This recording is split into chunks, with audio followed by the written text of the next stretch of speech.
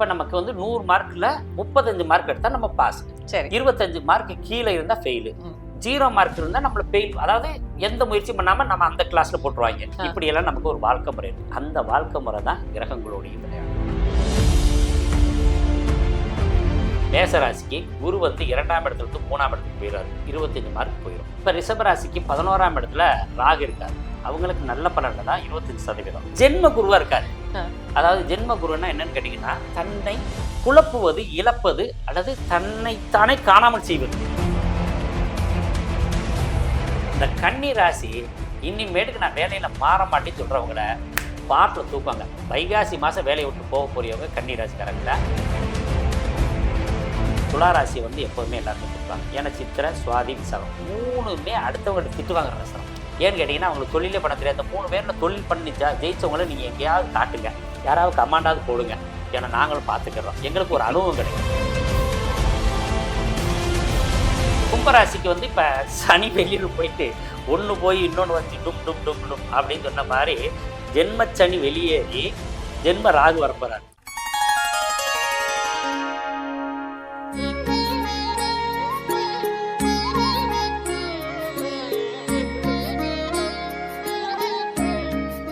Sri Varahi TV YouTube channel நேயர்கள் அனைவருக்கும் வணக்கம். இன்னைக்கு நம்மளோட கணியர் ஏஎன் ராஜசேகர் ஐயா தான் இருக்காரு. அவர்கிட்ட நிறைய விஷயங்கள் கேட்டு தெரிஞ்சுக்க போறோம். நிகழ்ச்சிக்கு போகலாம். ஐயா வணக்கம். உலகெங்கும் இருக்கும் வராகி தொலைக்காட்சியை பார்த்துக்கிட்டு இருக்க நேயர்கள் அனைவருக்கும் கணியரின் அன்பு வணக்கங்கள். ஒவ்வொரு ராசிக்கும் ஒவ்வொரு நட்சத்திரத்துக்கும் சொல்றாங்க. மேஷம் 60%, ரிஷபம் 70%. அது எந்த பேசிஸ்ல ஒரு அழகா சொல்லுவோம்மா. இப்ப வந்து நம்ம ஆளுக்கு ஒரு 25 மார்க் வச்சுக்கிறோம். யாராருக்கு? குருவுக்கு ஒரு 25 மார்க், சனிக்கு ஒரு 25 மார்க், ராகுக்கு ஒரு 25 மார்க், கேதுக்கு ஒரு 25 மார்க். அப்ப 100 மார்க்கா? 35 மார்க் வந்தாங்கன்னா நம்ம பாஸ் பண்ணுவோம். ரைட்டுங்களா? ஆமா சார். நம்ம ரெகுலர் ஸ்கூல் ப்ரோக்ராமே போயிடுவாங்க. கிளாஸ்ல நான் என்ன கொடுக்குறேன்னா அதே ஃபார்மேட்டை இன்னைக்கு நான் நம்ம ப்ரோக்ராம்லயே கொடுக்குறோம். இப்ப நமக்கு வந்து 100 மார்க்ல 35 மார்க் எடுத்தா நம்ம பாஸ், 25 மார்க் கீழே இருந்தா ஃபெயிலு, 0 மார்க் இருந்தா நம்மள ஃபெயில், அதாவது எந்த முயற்சி பண்ணாம நம்ம அந்த கிளாஸ்ல போட்டுருவாங்க. இதானே 25 மார்க்னா கூட அரைப்படைச்சியில் எடுத்தா ஒரு 10 மார்க் படிடா அப்படின்னு சொல்லி ட்ரை பண்ணி நம்ம 35 மார்க் வரந்தாட்டிக்கு படிக்க வச்சு எப்படியா பாஸ் பண்ணுவாங்க. இல்லாட்டி பாவமே அப்படின்னு போடுறதும் உண்டு. ரைட்டுங்களா? இப்படி எல்லாம் நமக்கு ஒரு வாழ்க்கை முறை இருக்கு. அந்த வாழ்க்கை முறை தான் கிரகங்களோடையும் விளையாடுது. ரைட்டுங்களா? இப்ப மேசராசிக்கு எடுத்துக்கோ. மேசராசிக்கு குரு வந்து 2ஆம் இடத்துல இருந்து 3ஆம் இடத்துக்கு போயிடுறாரு, 25 மார்க் போயிடும். ரைட்டுங்களா? பெயர்ச்சிக்கு அப்புறம். ஆமா. இப்ப என்ன பண்றாரு? சனி வந்து 11ல இருந்து நன்மையை கொடுத்துக்கிட்டு இருந்தாரு, அவருக்கு 12ஆம் இடத்துக்கு வராரு, அந்த 25 மார்க் ஃபெயிலியர் ஆகுது. அப்ப 50 மார்க் போயிடுச்சு. ராகு என்ன பண்றாரு? 12ஆம் இடத்துல இருந்து 11ஆம் இடத்துக்கு வராரு, அதனால 25 மதிப்பெண் அவங்களுக்கு கிடைச்சிருது. கேது என்ன பண்றாரு? 6ஆம் இடத்துல நன்மையான இடத்துல இருந்து 5ஆம் இடத்துக்கு போயிடுறாரு, அந்த 25 மார்க் போயிடுச்சு. அப்ப இதுவரை 70% வெற்றியில் இருந்தவங்க 75% தோல்வியில அடைஞ்சு 25% வெற்றியில தான் வர்றாங்க. அப்ப என்ன சொல்றோம்? இதுக்கு முன்னாடி என்ன பண்ண, இந்த வருஷத்துல பூரா சொன்னது மேசராசிக்காரங்க இப்பயே உழைக்க ஆரம்பிங்க, கிடைச்சதை விட்டுறாதீங்க, திருமணம் பண்ணுங்க, வீடை கட்டுங்க, எல்லாத்தையும் பண்ணிட்டு அடுத்த இது வந்து வெயிட் பண்ணணும் இல்லையா? ஏன்னா அடுத்த காலகட்டம் இப்போ 25% வருது, அதனால முன்னெச்சரிக்கை இருங்கன்னு சொல்லிக்கிட்டே இருந்தோம். இப்ப முன்னெச்சரிக்கை இருக்க வேண்டிய ராசியாக மேசராசி வந்துருச்சு. அப்ப இப்படி இவங்களை விட்டுற முடியாது இல்லையா? அப்ப என்ன பண்ணுவோம்? குரு, சனி, ராகு, கேதுகள் எப்போது பயிற்சி ஆவாங்க, 25ல இருந்து 50% எப்போ வருவாங்கன்னா அவங்களுக்கு ஒரு டேட் எடுப்போம். இப்ப டேட் எடுக்கிறதுக்கு வாய்ப்பே இல்லை. ஏன்னு கேட்டீங்கன்னா 18 மாசம் கழிச்சு தான் ராகு பயிற்சி. மிதனத்துல போறாரா, 3ஆம் இடத்துல இருந்து 4ஆம் இடத்துக்கு போய் 5ஆம் இடத்துக்கு போகிறதுக்கு அவங்களுக்கு நற்பலன் குறைவு. அப்ப என்ன பண்ணணும்? இன்னும் 2 வருஷம் வெயிட் பண்ணணும். அப்ப 2 வருஷத்துக்கு தொழில் பண்ணாதீங்க. ஒரு வேலை உடனே செய்ய வேண்டிய சூழ்நிலைகள் இருந்தா அடுத்து ஒரு சாய்ஸ் நம்ம கடவுள் கொடுத்துருக்காரு. என்னன்னு கேட்டீங்கன்னா, ஜனனகால ஜாதகத்துல தசாநாதனோ புத்திநாதனோ 5, 9, 1ஆம் இடங்கள் இந்த மாதிரி இடங்கள்ல இருக்கிற அதிபதிகள் தசாபுத்தி நடத்தினாங்கன்னா இதெல்லாம் தூக்கி வச்சிரு தம்பி, உன் உழைப்பால் வெற்றி வருவேன்னு சொல்லிடுவோம். ரைட்டுங்களா? அப்படி இல்லை, இந்த லக்னத்திற்கு யார் யோகாதிபதியோ அந்த யோகாதிபதி சாரத்திலேயோ அல்லது 5, 9 குடையன் 1, 5, 9 குடையன் சாரத்துல இருந்து ஏதேனும் கிரகம் நடத்தினாலும் நீ வெற்றி வருவாய். இதனால நீ இன்னும் முயற்சியை மட்டும் வேகப்படுத்து. ஏன்னா கோச்சாரம் பலகீனமா இருக்கு, தசா மட்டும் தான் இருக்குது. அப்ப உழைப்பை தாண்டி நீ ஜெயிக்கணும் அப்போ அதிகப்படியான உழைப்பு கொடுத்தேன்னா ஜெயிப்பேன்னு சொல்லுவோம். இப்படிதான் நம்ம பலன்கள் எடுக்கிற முறை. அடடா! மேஷம் ஓகே. இப்போ ரிஷபம் ரொம்ப கஷ்டப்பட்டுருக்கு.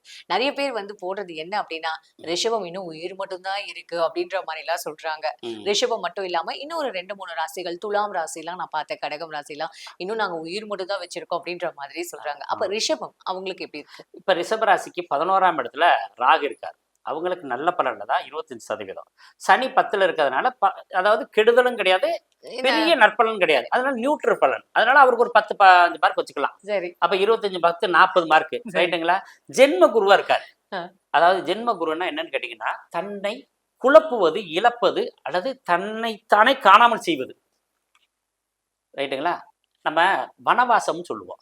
வனவாசம்னா காட்டுக்குள்ள போயிருவாங்க, வெளியில வர தெரியாது. அதுக்கு பேர் தான் வனவாசம் அல்லது காட்டுக்குள்ள ஒரு இடத்தை விட்டு இன்னொரு இடம் நகர்வது. ஸ்தான பேதம் சொல்றது. அப்படின்னா உட்கார்ந்துருக்க இடத்த மாத்தி உட்கார்றதா? அது இல்ல. செய்ய ஒரு போஸ்டிங்ல இருந்து இழப்பது அப்படின்னு பேர். அதுதான் இப்ப வந்து அவங்களுக்கு குழப்பது. குருவுனால குழப்பம் மட்டும்தான் இருந்துச்சு. மத்த தன சேர்க்கை இதெல்லாம் பிரச்சனையே கிடையாது. இந்த குழப்பத்துல என்ன பண்ணிட்டாங்க, ஒரு நகை வாங்குறாங்க. இத்தனை வருஷமா வந்து 2 பவுன் 1 பவுன் வாங்கி கொடுத்துருப்பாங்க. 5 பவுன் வாங்கி கொடுத்தது ரசிக்க தெரியாம, எனக்கு டிசைன் பிடிக்கல, ஏன் இந்த கலர்ல வாங்குனீங்க, இந்த மஞ்சள் ஷேடு எனக்கு பிடிக்காது, இந்த கலர் பிடிக்காதுன்னு சொல்லி குழப்பம் அடைஞ்சாங்களோ ஒழிஞ்சு வெற்றியாளர்களா தான் இருந்தாங்க. அதை உணர்ந்தவங்க பெரும் வெற்றியாளர்கள், உணராதவங்க குழப்பவாதிகள். குழப்பிக்கிட்டு இருந்தாங்க. ரைட்டுங்களா? அப்ப இங்க ராகுவும் நல்லா இருக்காரு, சனியும் நல்லா இருக்காரு. ரிஷபத்துக்கு வந்து குரு மட்டும்தான் ஜென்ம குருவா இருக்காரு. 5ஆம் இடத்துல அதாவது வந்து பூர்வீக சம்பந்தமான பிரச்சனைகள் கொஞ்சம் இருந்துச்சு. 5ஆம் இடம் என்பது புத்திசாலித்தனம். இந்த புத்திய கொஞ்சம் ஷார்ப்பா பயன்படுத்தாதவங்க குழப்பிக்கிட்டு இருந்தாங்களே ஒழிஞ்சு மற்றவங்களுக்கெல்லாம் எந்த குறையுமே கிடையாது. நிலம் சார்ந்த விஷயங்கள் நல்லா இருந்துச்சு, வீடு கட்டினவங்க கட்டினாங்க, நகை வாங்கினவங்க வாங்கினாங்க, படிப்பு சார்ந்த விஷயத்துல குழப்பம் இல்லை, ஸ்கூல் மட்டும்தான் மாறுச்சு. இப்ப உங்களுக்கு பெயர்ச்சி பலன்களுக்கு அப்புறம் அவங்களுக்கு நல்ல இன்னும் திருப்தியா இருக்கு. ஏன்னா குரு வந்து தனஸ்தானத்துல வர்றாரு. அப்ப தனச்சேர்க்கை உண்டு, நகைகள் வாங்கக்கூடிய யோகம், புத்தாடை வாங்கக்கூடிய யோகம், திருமண வாய்ப்பு.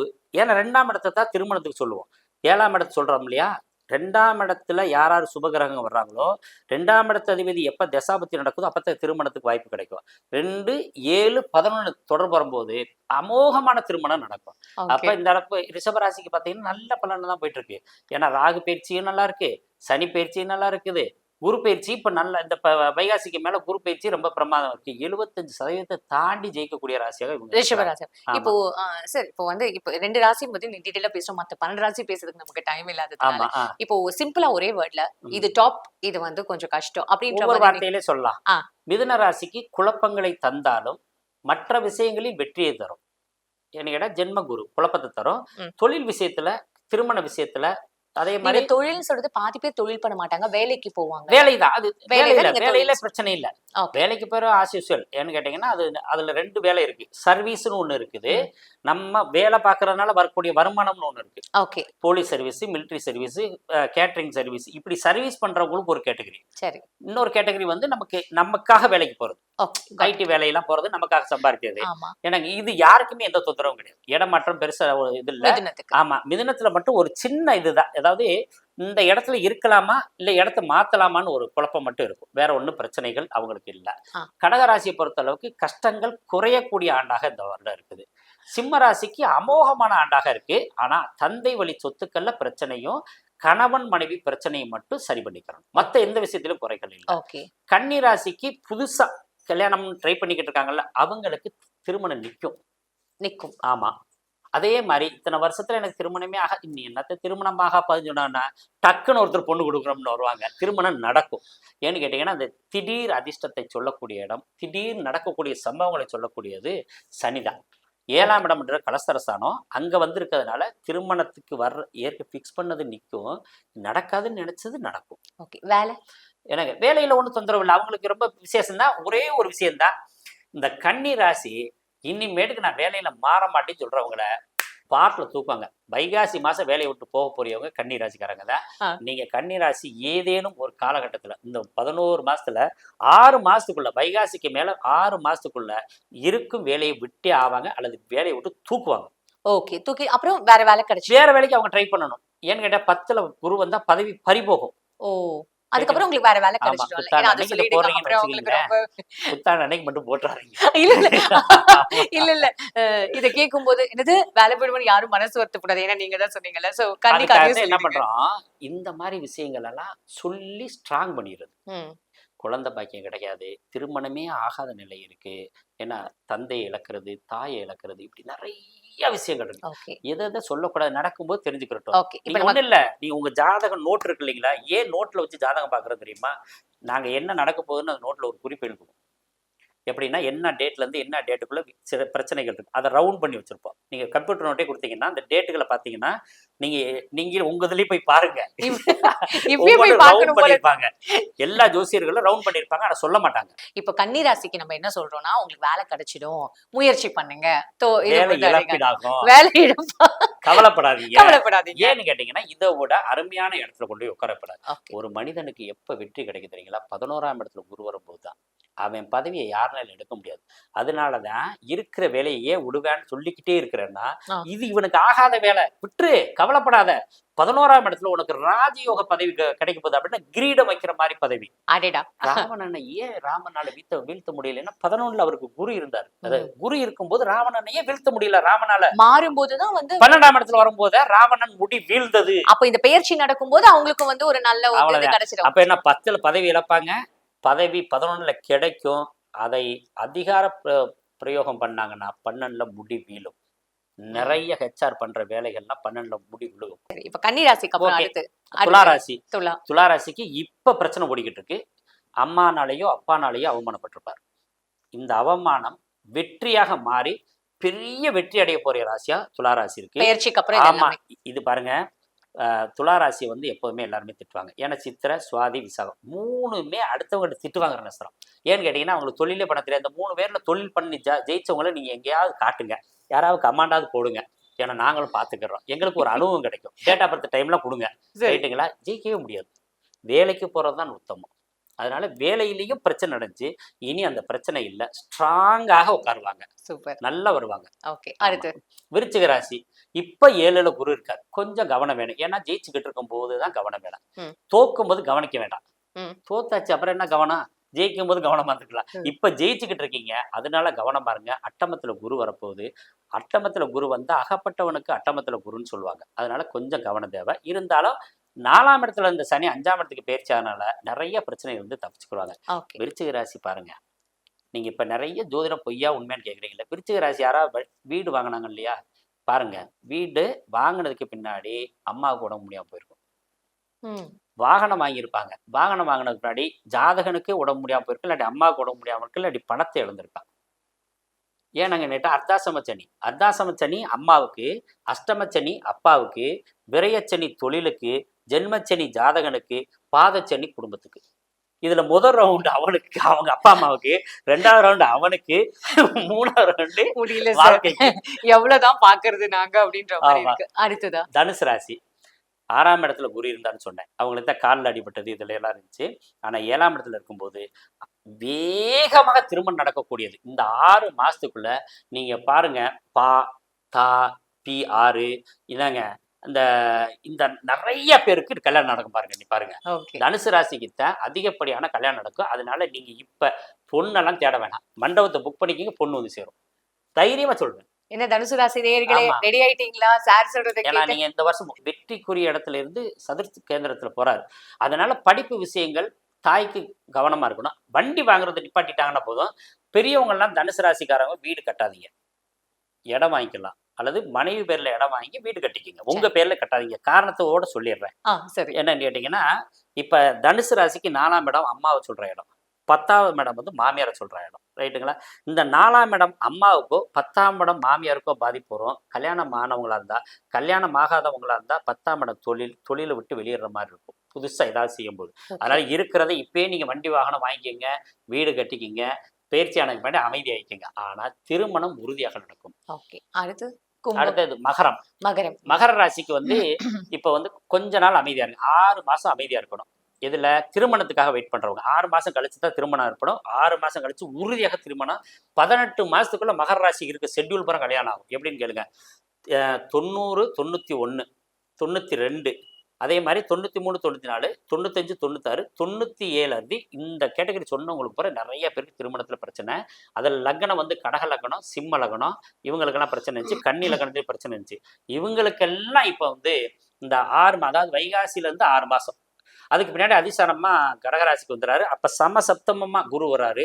அன்னையிலேருந்து 1 வருஷம் 1.5 வருஷம் தெரிஞ்சு அவங்களுக்கு திருமண வாய்ப்பு இருக்கு. அவங்க அதுக்கு தயாராகிக்குங்க. கல்யாணம் ஆகலைன்னு இப்போதைக்கு வெக்ஸ் ஆக வேணாம். அதே சமயத்தில் அனைத்து காரியங்களையும் வெற்றி பெறவங்க மகர ராசி தான். தொழிலில் வெற்றி பெறவங்க மகர ராசி. சூப்பர். அடுத்தது கும்பராசி. கும்பராசிக்கு வந்து இப்போ சனி வெளியில் போயிட்டு ஒன்று போய் இன்னொன்று வந்து டும் டும் டும் டும் அப்படின்னு சொன்ன மாதிரி ஜென்ம சனி வெளியேறி ஜென்ம ராகு வரப்போறாரு. அதனால வந்து முதல் அளவுக்கு பிரச்சனை இருக்காது. இருந்தாலும் குழப்பங்களும் தீராதுன்னு சொல்லணும். இதை விட என்னன்னு கேட்டீங்கன்னா, இந்த குழப்பம் வந்து ஒரு 5-6 மாசத்துக்கு நல்ல தெளிவு கிடக்கும். ஏன்னா குரு வந்து மிதுனத்துல இருந்து கும்பராசிக்காரர்கள் மூச்சு விடலாமா? அல்ல பண்ணலாம். என்னன்னு கேட்டீங்கன்னா, இந்த கும்பராசி வந்து முதல் இருந்த அளவுக்கு பிரச்சனை இருக்காது. எனக்கு முதல் இருந்த அளவுக்கு பிரச்சனை இருக்காரு. இந்த குழந்தைகளால் யோகம் அடையக்கூடிய புறமே கும்பராசிக்காரன் குழந்தை பாக்கியம் நல்லா இருக்கும். பூர்வீக சொத்துக்கள் கிடைக்கும். அது நல்லா இருக்கு. இதெல்லாம் நல்லா இருக்கு. திருமணங்கள் காதல் திருமணத்துக்கு அதிக வாய்ப்பு கும்பராசிக்கு தான். அது வந்து அவங்கள அறியாம செய்வாங்க. இப்ப அம்மா அப்பா வந்து ரொம்ப பாசமானவங்க தான். ஏன்னா ராகு வர்றாரு இல்லையா, ராகு வந்து அந்த கிளர்ச்சியை உண்டு பண்ணிடுறாரு. அவங்கள தெரியாம அவங்கள அறியாம போய் ஒரு பிரச்சனையில மாட்டிக்கிறவங்களா இருக்காங்க. இது மட்டும் கவனம் பண்ணிட்டாங்கன்னு சரி. புத்திர பாக்கியத்துக்கு வந்து ரொம்ப சிறப்பா இருக்கு. ஒன்றும் தொந்தரவு இல்லை. அடுத்தது மீனராசி. மீனராசிக்கு ஜென்ம சனியா வராரு. அதாவது ஜென்ம ராகு வெளியில போயிட்டு ஜென்ம சனியா வராரு. ஆனா குரு வந்து 4ஆம் இடத்துல இருக்கிறது வந்து வீட்டுல விசேஷம் நடக்கும். இவங்களுக்கு விசேஷம் குழப்பங்களை கொடுத்துக்கிட்டு இருந்தாலும் கூட அவங்க இருக்கிற வீட்டுக்குள்ள யாருக்காவது ஒருத்தருக்கு பெரிய விசேஷம் நடக்கும். வீடு வாங்குற யோகம் இருக்கு. அதே மாதிரி அம்மாவுக்கு நல்லா இருக்கும். வீடு வாங்குறதுக்கு யோகம் நல்லா இருக்குது. வாகனம் வாங்குறதுக்கு யோகம் நல்லா இருக்குது. படிப்பு நல்லா இருக்கு. இதெல்லாம் அவங்களுக்கு நல்லா இருக்கு. எடுத்துக்கொண்ட முயற்சிகள் வெற்றியும் பெறுவாங்க. வழக்குகள்ல வெற்றி பெறக்கூடியவங்களாக மீன ராசியெல்லாம் இருக்காங்க. ஓகே, ரொம்ப அழகா சொல்லிட்டீங்க. இப்ப இந்த 12 ராசியில எது டாப் அந்த மாதிரி ஏதாவது இருக்கா? அப்படி இல்லை. ஏன்னு கேட்டீங்க, இது வந்து கலவை பலவன்னு சொல்றது. ஒரு சிலருக்கு வந்து முதல்ல ஒரு சிலருக்கு நல்லா இருக்கு 6 மாசம், 2வது பார்ட்ல ஒரு சிலருக்கு நல்லா இருக்கிறதுனால கலந்த பலன்கள் தான் இருக்குது. ரொம்ப விசேஷமா கலந்த பலன்கள் 2 பேத்துக்கும் சொல்லலாம். ரிஷபராசி கொஞ்சம் நல்லா இருக்கு. சிம்மராசி பரவாயில்ல. கும்பராசியும் பரவாயில்ல. ஓகே, ரொம்ப அழகா வந்து சொல்லிட்டீங்க. உங்களோட நேரத்துக்கு ரொம்ப நன்றி சார். நல்ல வாய்ப்பு கொடுத்த நம்ம வராகி டிவிக்கு நன்றி. உங்களுக்கு நன்றி. கேமராமேன் எல்லாருக்கும் நன்றி. வாழ்த்துக்கள். சிறப்பு.